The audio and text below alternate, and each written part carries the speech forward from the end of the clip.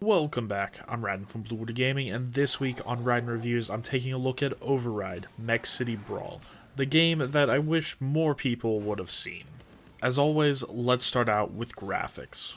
And as in any fighting game, frame rate is paramount over the visual quality of the game, and thankfully, this game has both of those. So far in my time playing, I have never had a frame drop. It has stayed a solid 60 frames per second at all times, even on the highest settings. And that even includes when there is a bunch of enemies on the screen or when there's a bunch of effects going off, it still never drops below 60 frames per second.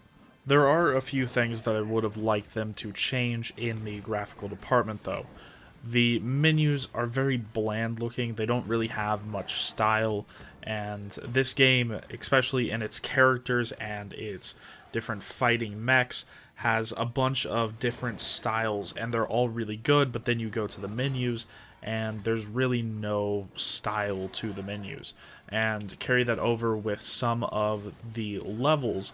Each level is very different, they all look very good, but the buildings in them, which are just easily destructible, those buildings don't look that good most of the time. There is a few unique buildings, but most of them are just like copy paste, and it doesn't exactly look all too good. I do also wish that something different would happen when you destroy the buildings. They really just kind of fall apart into some pieces that quickly disappear.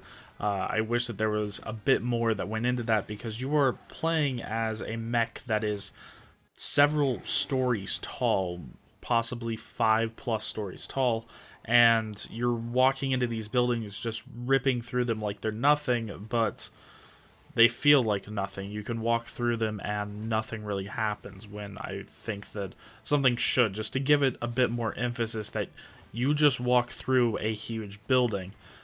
Right now, that's just like walking over tissue paper. And to finish off the graphics section of this review, I feel that I should specifically mention the aliens in this game. In most fighting games, the single player consists of just fights against other people on the fighting game's roster, and this game changes that up a little bit. No, in Override, you actually fight off against aliens, and there are even specific alien bosses that you only find in the campaign. And I just have to give them props for that. Instead of just putting in just fights against other people in the roster, they actually took the time to make specific enemies for the campaign. And I'll talk a little bit more about the campaign in the gameplay section coming up in a bit. But first, let's get through sound, music, and voice.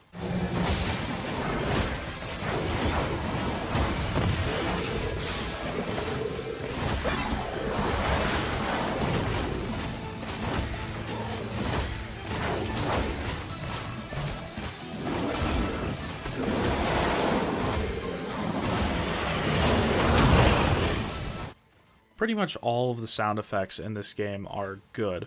There are none that just stood out as being bad or kind of lazy, and they all really filled their spots well. There are a few standout sound effects, though, that I do need to talk about.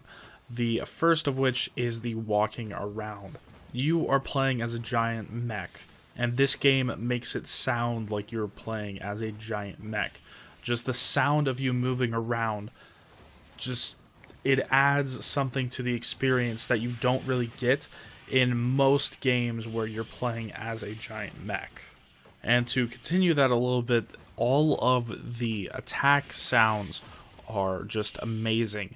It includes those mech sounds like just moving your arms, but it also includes the sounds that you would kind of want from one really large object impacting another really large object. Sadly though, a lot of the sound effects you're not going to hear that often, because the moving around sound effects and the attacking sound effects are just so loud compared to everything else, which I kind of hope that they would be, because once again, you are in a giant mech, so it sounds like I would expect it to. Next, let's move on to music, and this really doesn't get any better. Most of the music in this is trying to be that high intense action music, and it really just ends up being super generic, and with the volume of the sound effects like walking around and the attacks, you're not really going to hear the music all that often, and it's really going to just fill up the background noise, which makes none of the tracks really memorable, and sadly, the menu music just gets even worse. In fact, I think that the menu music in this game might be worse than the crappy elevator music that everybody makes fun of. The problem is that it's just boring, which makes it even more forgettable. Next, let's move on to voice, of which there is none, so we'll move on to story. And sadly, the story is also quite forgettable. Basically, you play as a member of an organization that goes around the world defeating aliens, and whoops, for some reason, mechs that you work with are going haywire, and you have to defeat them too. It is surprising to me that the developers put in enough time and effort to make unique enemies for the story mode, but they did not put in enough effort to actually make and write a good story. But let's continue this in the gameplay section. And to start off gameplay, I'll talk about how you play through the story mode. You're able to pick one of several missions, and you basically go to a place and either defeat the enemies in a certain time limit, or you defend an area for a specific amount of time. On top of that, there are also boss fights, which consists of mech boss fights against other mechs that you find in the game's roster, and there's also special alien boss fights, which are actually really cool, and I kind of wish that there was a mode where you could just fight these alien bosses, because they're actually quite fun to fight against. The story mode is only going to take you a couple hours to beat. You can replay it with any character in the game, but there really is no point to replaying it unless you have nobody else to play against. And speaking of playing against other players, there are several modes in which you can do that. There's the online modes, which sadly doesn't really have anybody playing it. In those, you can do 1v1 ranked and 4-player brawl, but like I said, really nobody's playing that. Sadly, this game has been majorly overlooked and has so far had an all-time high of just a little over 130 players, which is quite surprising, and I will talk about it a little bit later in my final thoughts. But there's also a local mode. This local mode should really just be called private mode. It does allow you to invite players online. It also allows you to have just local people sitting right next to you play as well. It allows for one person to be using a controller and another person to be using the keyboard. And in local mode, you can play either free-for-all or teams. And in teams, you can only have a red team and a blue team. So of the up to 4 players, you have to divide them into those 2 teams. And you know what? I've been talking a lot about this game, and I haven't even talked about how the fighting happens in this game. Similar to Tekken, each button does a different attack. So one button will do a left arm attack, one button will do the right arm attack, then there are also 2 separate buttons for the leg attacks. It is highly recommended that you use a controller to play this, so I will be going off an Xbox One controller button to talk about the rest of this.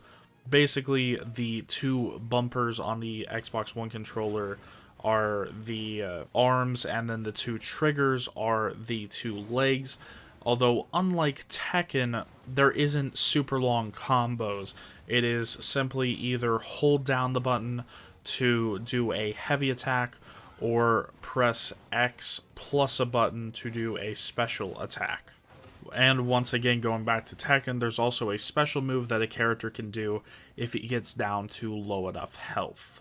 And there's a few other extra special moves that change depending on which character you're playing. but you still don't see the long combo lists like what you have in more traditional fighting games. And to finish off the gameplay section, I feel like I should specifically talk about the different mechs that you can fight with in this game, because the mechs here are some of the coolest that I've seen anywhere. They have things like just standard humanoid mechs, all the way to crazy things like Mecha Godzilla. There's something similar to that. There's a mech that looks like a fish person, kind of like the body of a person, but with the head of a fish.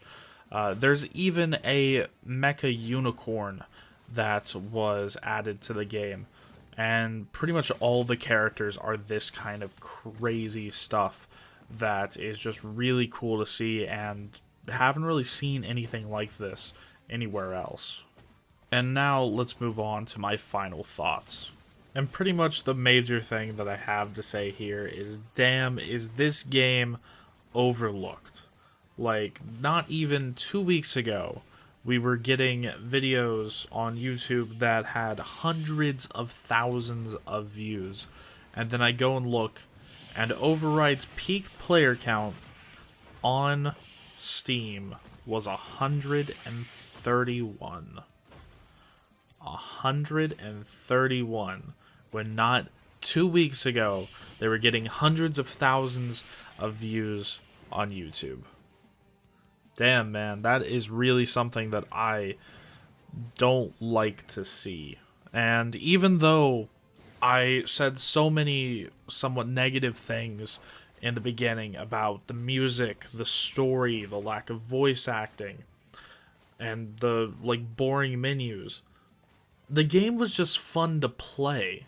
And I think that if you have someone to play this with, this is actually a really good game to pick up, especially if you want a couch co-op game. This is really, really great. And damn, this game was just overlooked. And really, I think that this game is going to be a hidden gem sometime in the future, where people looking for some new-ish experience, because this game doesn't really do anything that new, it's just fun to play. And I think that this game is going to be a hidden gem sometime in the future. So let's get to my score. If you don't know how this goes, my score is as follows. It's either buy it now, wait for a sale, or don't bother. And this game, if you have someone to play it with, specifically either couch co-op or someone that maybe already has the game and you intend on playing it, then this game is definitely worth the buy, especially for those couch co-op people. This game is going to be fun to play. For everybody else, though, sadly, I gotta give this game a wait for a sale. The single player is just not that good, and if you don't have anybody else to play it with, then that's really all that you're going to be able to do because of the low player count. And see, this kind of leads into a paradox. I'm telling people to hold off buying it because of the low player count, but because I'm telling people to hold off buying it, there's going to be fewer people playing it. So I recommend checking out what the player count numbers are looking like whenever you intend on buying this game. If it's still super low, like currently there's about 9 people playing it as of the time of recording this, with a daily high of 12. It's not doing too good. And if the numbers constantly stay like that, then this game is not something that you're going to want to pick up for a while unless it goes on to a deep sale. Like I said, though, if you do have someone to play it with in specifically couch co-op or local co-op, then go ahead and immediately buy this game. For everybody else, you might just want to look into something like Tekken, and there's a new Mortal Kombat coming out soon.